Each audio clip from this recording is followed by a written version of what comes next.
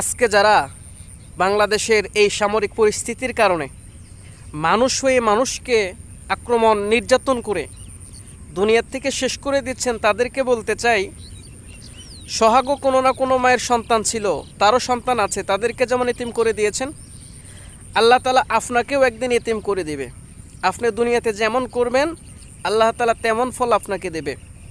তো আল্লাহ তাআলার পৃথিবীতে একটি বিধান দিয়েছে আল কুরআন। কেউ যদি অন্যায় করে তাকে আইনের আশ্রয় আইনে কুরআনের আইন ধারা তাকে বিচার করেন। এতে আপনিও বিচারক হিসেবে আল্লাহ তাআলার কাছে কাল কিয়ামতের দিন শহীদি মর্যাদা পাবেন, এবং যে আপনার বিচার মেনে নেবে সেও সম্মানিত এবং সওয়াবের অধিকারী হবে।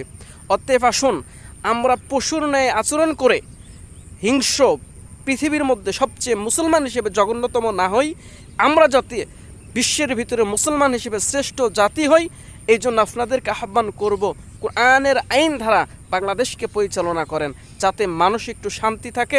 আল্লাহ তাআলা বলতে পারে, ছোট্ট একটি দেশ ছিল বাংলাদেশ, আমার কোরআনের আইন বাস্তবায়ন করার জন্য তারা লড়ে গিয়েছে।